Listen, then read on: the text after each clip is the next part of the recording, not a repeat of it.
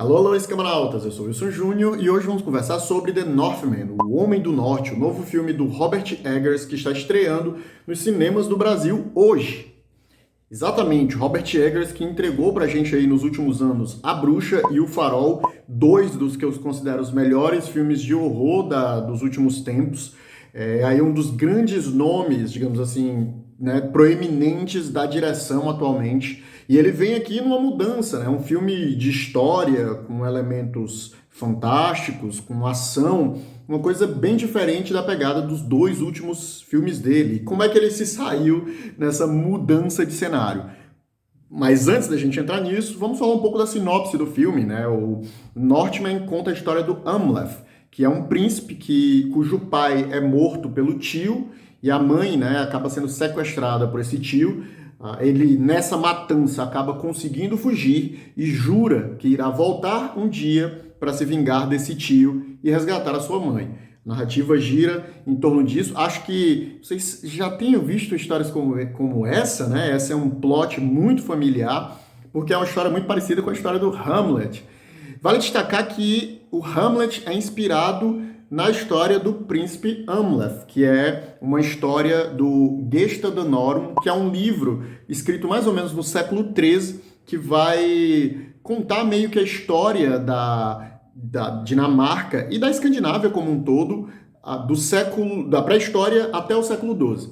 É um livro, obviamente, semi-ficcional, né? Ele se captura ali algumas informações. Vale destacar que a história da Escandinávia ela só vai ser escrita nesse período, né, no século XII, XIII, XIV, porque a cultura escandinava era uma cultura oral, né, uma cultura que passava de boca em boca, né, as tradições, os scalds, os bardos, mantinham as tradições passando para a geração seguinte através do ato de se contar histórias. E isso, obviamente, vai criar uma série de, digamos assim, furos nesses roteiros e nessas narrativas, especialmente porque elas vão ser contadas num período onde essa região já foi cristianizada, né? Então, as próprias relações com o paganismo e com a religião pagã vão acabar sendo muito disputadas por escritos que vão estar sendo feitos ali por pessoas já cristianizadas.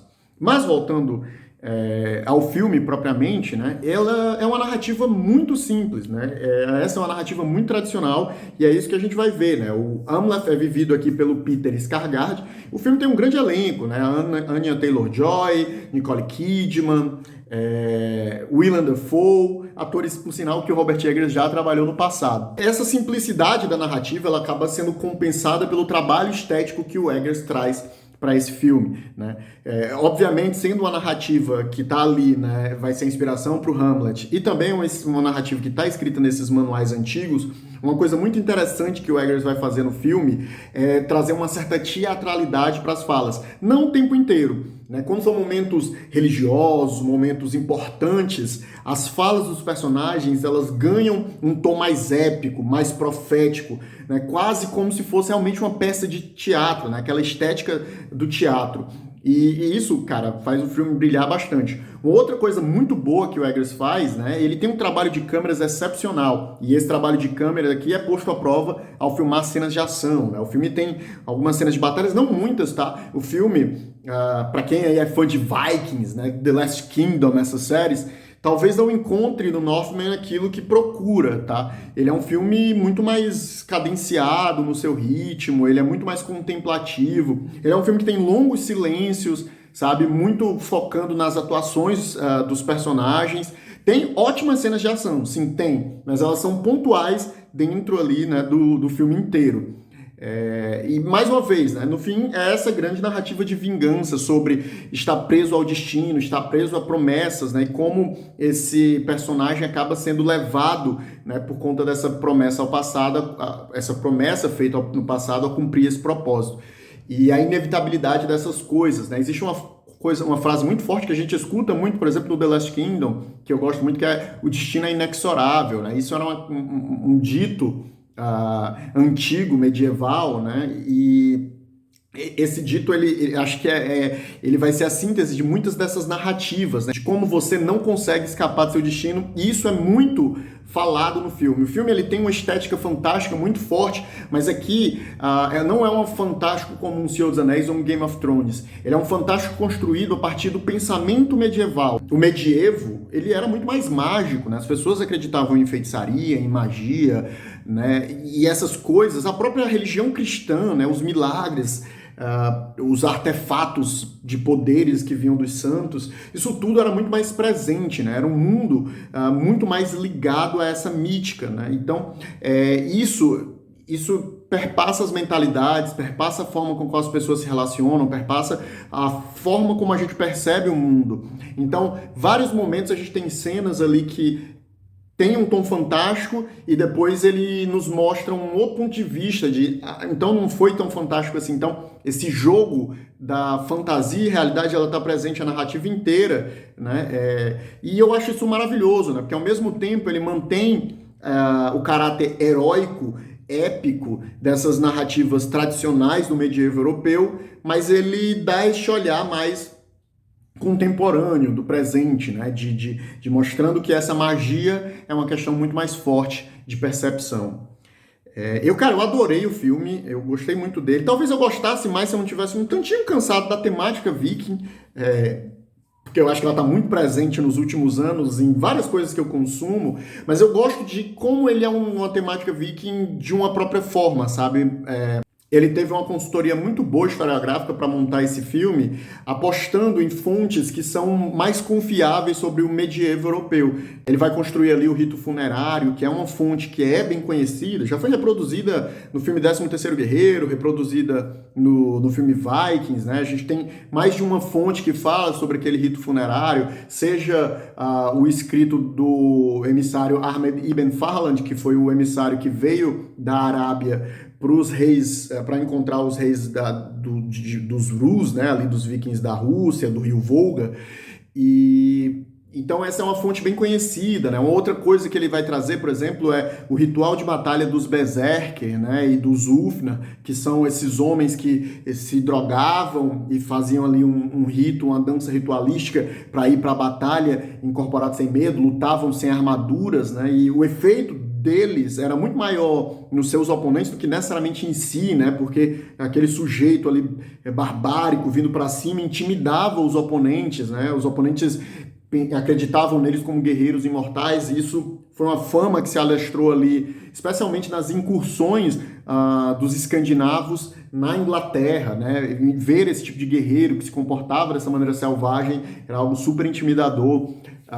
Então, assim, essa característica. Outra coisa que eu gosto bastante é ele não acompanhar uma tradição estética que ficou um pouco fundada pela série Vikings, né? A série Vikings ou Vikings, que saiu no History Channel, acabou ditando uma certa estética para o Viking na contemporaneidade. Então, séries como The Last Kingdom acompanharam essa estética. Se você observar o jogo Assassin's Creed Valhalla, acompanhou essa estética. Se você for olhar vários produtos culturais que saíram de Vikings nos últimos 5 anos, todos eles acompanharam a tendência estética fundada pela série Vikings, né?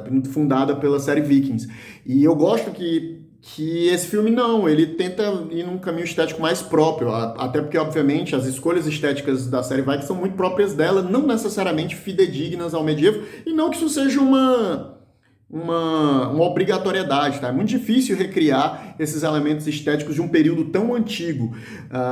E eu acho que a série Vikings faz isso de maneira competente, assim como todas essas outras fazem, mas eu gosto dessa mudança estética, porque mostra essa assinatura do diretor em escolher, digamos assim, a forma própria dele de como imaginar isso, né? Vale destacar que o filme é filmado na Islândia, né? Onde também boa parte da narrativa se passa, e são paisagens belíssimas. O filme tem uma fotografia espetacular, seja nos planos assim mais parados, mais fixos, seja quando a história está em movimento.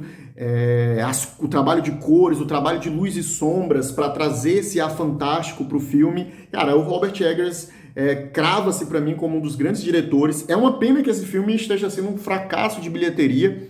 Obviamente, essa assinatura mais cadenciada, né, de forma de contar a história, essa narrativa que não se explica muito, apesar de que, nesse caso particular, a simplicidade da narrativa até pede essa ausência de explicações demais.